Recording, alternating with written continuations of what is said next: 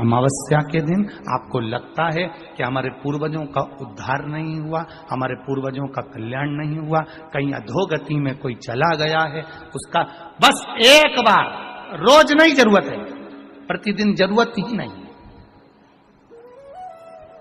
महीने में एक बार अगर अमावस्या के दिन भी आपने चंदन के थोड़ा सा चंदन अगर मेरे देवाधिदेव महादेव को 7 स्थान पर समर्पित किया है।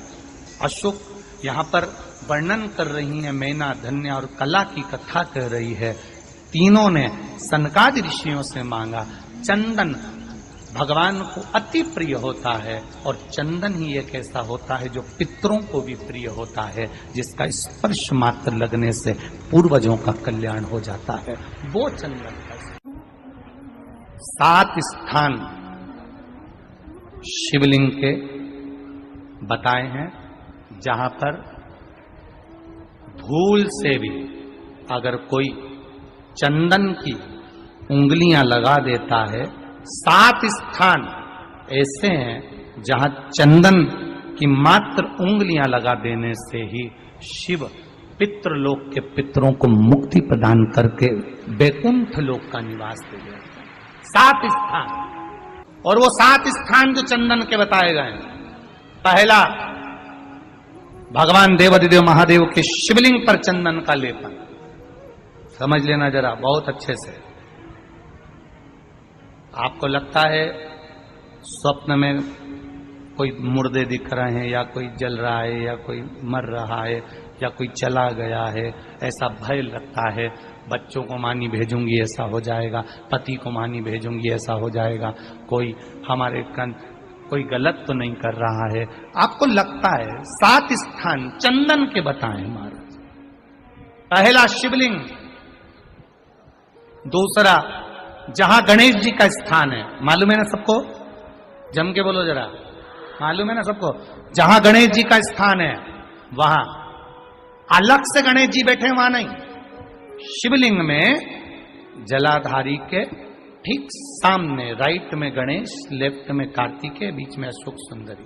तो पहला चंदन बाबा के शिवलिंग पर, दूसरा गणेश जी पर चंदन की उंगली, तीसरा षडानंद कार्तिकेय पर चंदन की उंगली, चौथा अशोक सुंदरी पर चंदन की उंगली, पांचवा जलाधारी पर चंदन की उंगली, छठा जो शिवलिंग का जल बह रहा है इसके ठीक विपरीत की ओर चंदन की उंगली, और 7वां चंदन नंदी के मस्तक के ऊपर जो 2 सींग लगे रहते हैं उस पर चंदन की उंगली। ये कब लगाई जाती है? या तो अमावस्या के दिन आपको लगता है कि हमारे पूर्वजों का उद्धार नहीं हुआ, हमारे पूर्वजों का कल्याण नहीं हुआ, कहीं अधोगति में कोई चला गया है, उसका बस एक बार, रोज नहीं जरूरत है, प्रतिदिन जरूरत ही नहीं, महीने में एक बार अगर अमावस्या के दिन भी आपने चंदन के थोड़ा सा चंदन अगर मेरे देवाधिदेव महादेव को 7 स्थान पर समर्पित किया है। अशोक यहाँ पर वर्णन कर रही है, मैना, धन्य और कला की कथा कह रही है। तीनों ने सनकादि ऋषियों से मांगा।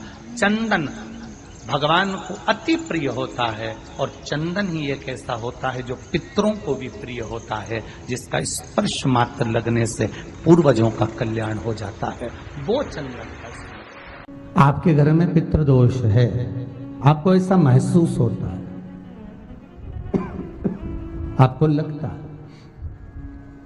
तो किसी भी नवरात्रि के पहले जो अमावस्या पड़ती है, मान लो अपन अमावस्या पड़ी, आप एक अंदाजा लगाइए, तो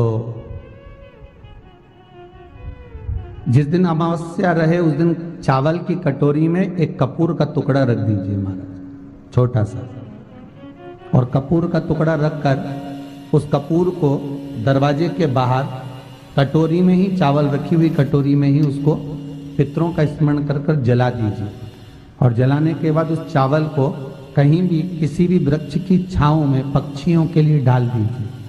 शिव महापुराण की कथा कहती है, अगर मान लो पितृ आपको कष्ट दे रहे हैं, पितृ आपको तकलीफ दे रहे हैं, कोई काम नहीं होने दे रहे हैं, या कहीं आपको ऐसा लगता है कि पितरों का दोष है, तो वो पितृ दोष देवी अब ये जो आप करेंगे ये कब कर रहे हैं? अमावस्या के दिन आप उसको रख रहे हैं। अमावस्या के दिन उसको रख कर रात भर आपने रखा कपूर के साथ में, सुबह एकम पड़ गई, नवरात्रि लग गई, उसी दिन उसको जलाकर आपने पटक दिया।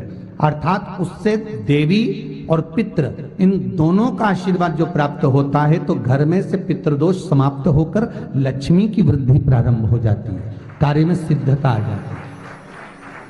मान लो अगर पितृदोष है तो करो, नहीं है बड़े अलमस्ती से रहो, तो ये पितृदोष का स्मरण।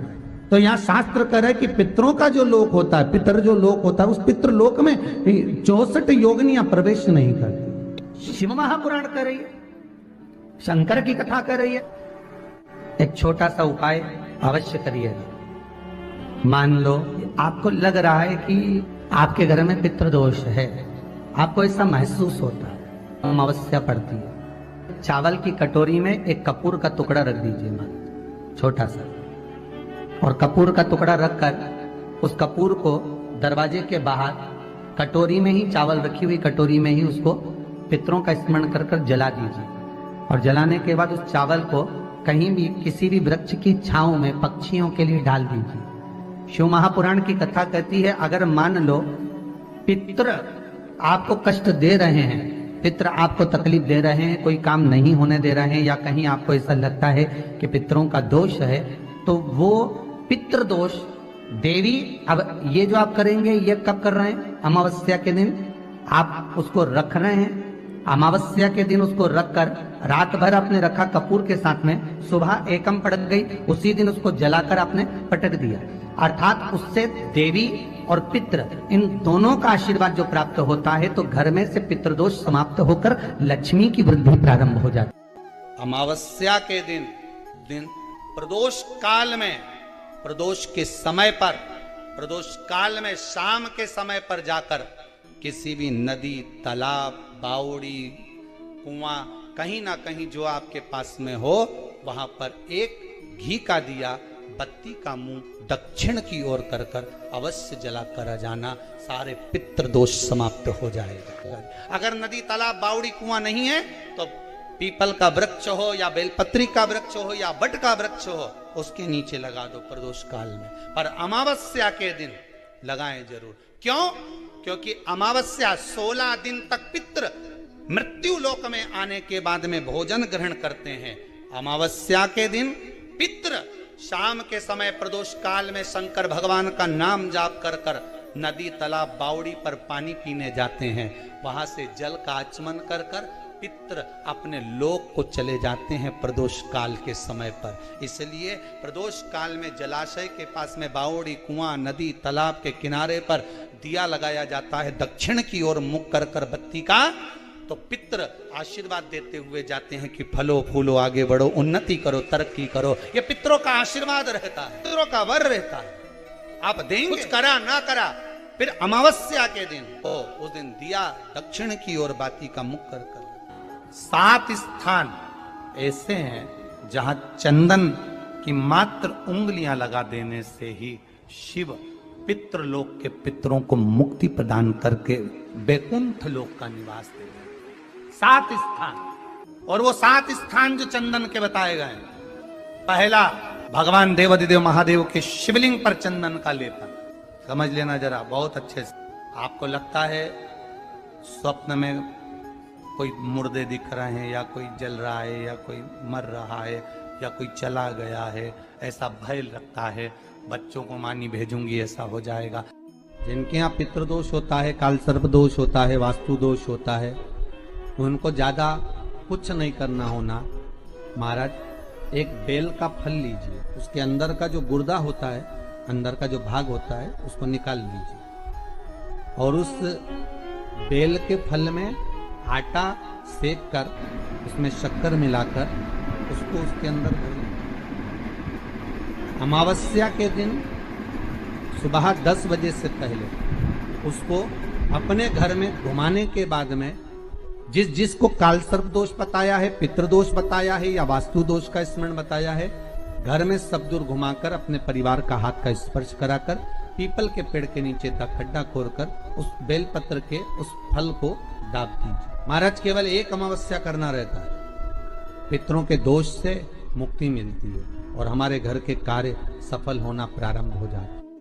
पति को मानी भेजूंगी ऐसा हो जाएगा, कोई हमारे कोई गलत तो नहीं कर रहा है। आपको लगता है 7 स्थान चंदन के बताएं, बाबा के शिवलिंग पर, दूसरा गणेश जी पर चंदन की उंगली, तीसरा षडानंद कार्तिकेय पर चंदन की उंगली, चौथा अशोक सुंदरी पर चंदन की उंगली, पांचवा जलाधारी पर चंदन की उंगली, छठा जो शिवलिंग का जल बह रहा है इसके ठीक विपरीत की ओर चंदन की उंगली, और सातवां चंदन नंदी के मस्तक के ऊपर जो 2 सींग लगे रहते हैं उस पर चंदन की उंगली।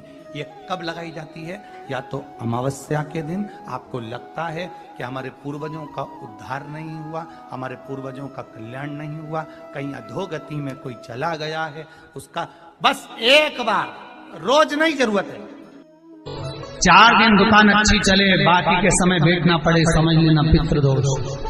घर में बच्चे चिड़चिड़े हो जाए, गलत संगति में डूब जाए, समझ लो चिड़चिड़ हो रहे हैं, पितृदोष।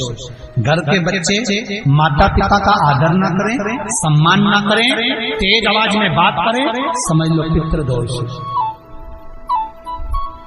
पितृदोष मालूम पड़े। और इतने से भी अगर आप नहीं समझ सकते, परिवार का कोई एक व्यक्ति जब जब भोजन करने बैठे तब तब उसकी थाली में बाल आए, भले वो होटल में खाए तो भी बाल आ जाए, वो कहीं खाना खा रहा है तो बाल आ जाए।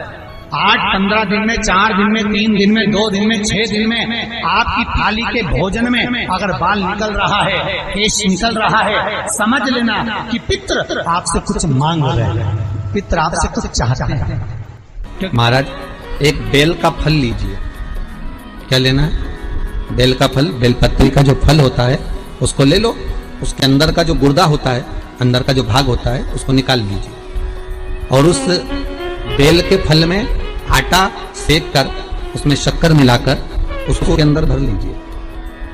अमावस्या के दिन सुबह 10 बजे से पहले उस बेल फल में जिसमें तुमने पंजेरी भरी है, आटा सेक कर भरा है शक्कर के साथ में, उसको अपने घर में घुमाने के बाद में जिसको कालसर्प दोष बताया है, पितृदोष बताया है या वास्तु दोष का स्मरण बताया है, घर में सब दूर घुमाकर अपने परिवार का हाथ का स्पर्श कराकर पीपल के पेड़ के नीचे तक खड्डा खोदकर उस बेलपत्र के उस फल को दाब दीजिए। महाराज केवल एक अमावस्या करना रहता है, पितरों के दोष से मुक्ति मिलती है और हमारे घर के कार्य सफल होना प्रारंभ हो जाते हैं। कार्य की सफलता होती है, कार्य में सफलता प्राप्त होने लगती है।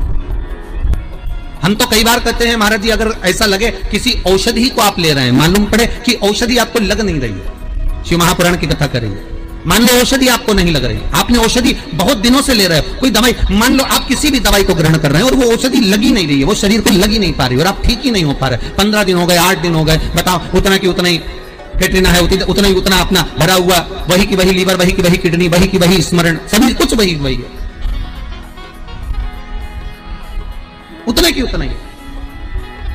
बीपी भी ऊंचा नीचा चल रहा है पर लेवल में नहीं आ रहा, शुगर भी लेवल में नहीं आ रही, तो प्रयास करा करो महाराज, बेलपत्री के फल का जो गुर्दा है, अंदर का जो भाग है फल का, उसको पानी में गला लीजिए और प्रदोष कम से कम प्रदोष नहीं हो और बीमारी जरा दवाई लगी नहीं रही हो तो बिना प्रदोष के भी कर सकते हो, उसको पानी में गलाइए। आधा घंटा पानी में, जैसे आपको सुबह मंदिर जाना है 10 बजे, तो सुबह स्नान कर कम से कम 6:30-7 बजे उसको पानी में गला दीजिए और उस बेले के फल का गुर्दा से गला हुआ पानी शिव जी को ले जाकर समर्पित कर दीजिए। महाराज उस पानी में से थोड़ा सा 1 चम्मच पानी शिव जी पे चढ़ा हुआ लेकर आ जाइए। उस पानी को जो बीमार व्यक्ति है उसको औषधि देने से पहले मात्र आधी चम्मच से भी आधा चम्मच उसको दे दीजिए। भगवान शंकर का श्री शिवाय नमस्तुभ्यम का जाप कर उस पानी को देने के बाद अगर आप औषधि देंगे तो ये पक्का है कि औषधि अपना कार्य करना प्रारंभ कर देगी और वो स्वस्थ होना प्रारंभ हो जाएगी, वो स्वस्थ हो औषधि